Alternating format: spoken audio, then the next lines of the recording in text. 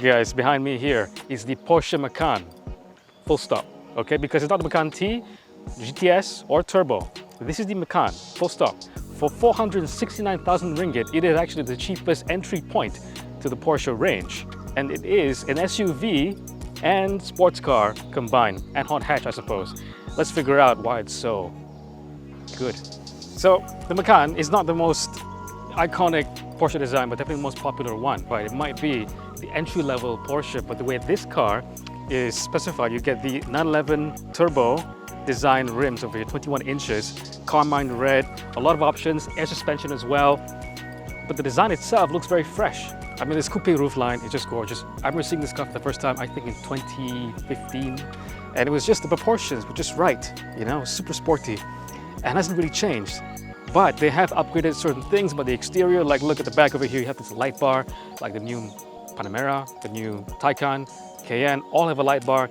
So Robocop look for all the Porsches. I want to show you the most controversial part of the car. But before I do that, let me just show you the front end over here. Okay, this 4-prong LED setup over here is very Porsche, very modern Porsche. As you can see, the Macan has evolved over the years. And I love the way the bonnet has a cutout to reveal the 2-liter EA888 engine. You might know that engine code number from all the Volkswagen Group engines with the 2-liter engine, which is like, you know, the Golf GTI, the Golf R, all have that same unit. And this has been reworked by Porsche, producing 265 PS and 400 Newton meters of torque. 6.2 seconds to 100, so it's pretty fast, all-wheel drive too. Does this engine belong in the Macan? Because when the Macan came out, it had a 3.6 liter in the turbo. Now it has a 2-liter engine. I could tell you if it's good or not. It is. Or I could show you. Actually, before we go for a drive, I just want to admire something about the car, okay? Right now, it has a lot of wheel gap because of the suspension. The air suspension is actually like raised all the way. But if you lower it, seriously, it looks like a hot hatch. This coupe-ish roofline that's not really advertised as a coupe roofline. If you lower it, it looks like a real hot hatch because you don't get a lot of cladding. In fact, you get this cladding, but no cladding on the wheel arches, which is really important because SUVs always have that. This doesn't have it, so in my mind, it's a hot hatch.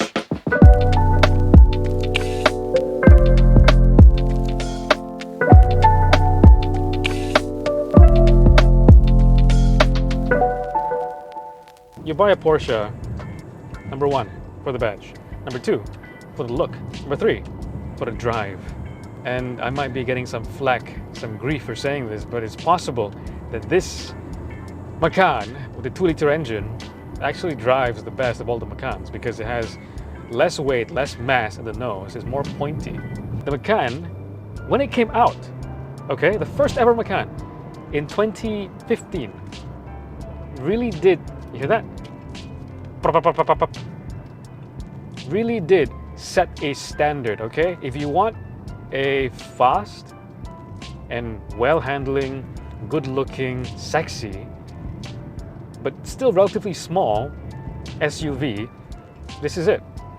And what, 8 years later, right? Here we are in the 2023 Macan, and it's the same. Does the engine bother me? Honestly, unless I think about it, no. Let's address that right now. Does this engine belong in a Macan? From where I'm sitting, when I first read that, when this car launched, I was like, really? A 2-liter? Not sure, lah, guys. Just put it out of your mind. Imagine it has whatever engine you want it to have up in that bonnet, and you'll be fine. Because whatever you ask it to do,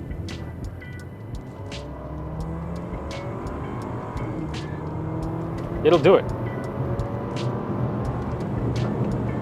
Yep. Gotta slow down. Gotta slow down. And then you slow down, okay? You put it into normal mode and you enjoy your Porsche. The performance isn't really communicated through the specs. So you get 265 PS and 400 Newton meters, but it's German. It's German, so it gives you that in one big chunk, one big punch. In a way, that kind of adds to the illusion that you're driving a more powerful car than you are. And it behaves very much like a normal SUV thing, except I have a Porsche badge over here.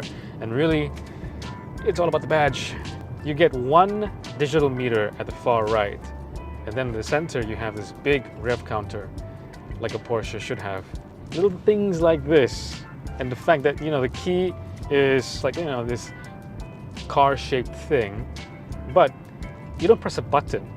That wouldn't be Porsche-like. You still twist a key, and the key is on the right-hand side. The pedals feel great. So this engine is hooked up to a 7-speed dual clutch, right? The PDK. Come on, you can't fault Porsche. They were the first ones to do double clutch gearboxes, and the one in here is fast. The whole Macan formula is going away because there's an all-new Macan coming. And from the rumors I've been hearing, I think maybe even Porsche has heavily hinted, or maybe even confirmed it outright at this point, that the next Macan would be fully electric, or at least would offer a fully electric version. Kind of like what Mercedes-Benz, BMW are doing, you know, like with all the models, the 5 Series, 7 Series, you can buy the normal versions with the petrol engine. Maybe it's a mild hybrid or a hybrid, but you can also buy the i5, the i7. In this case, maybe the Macan would have the Macan E?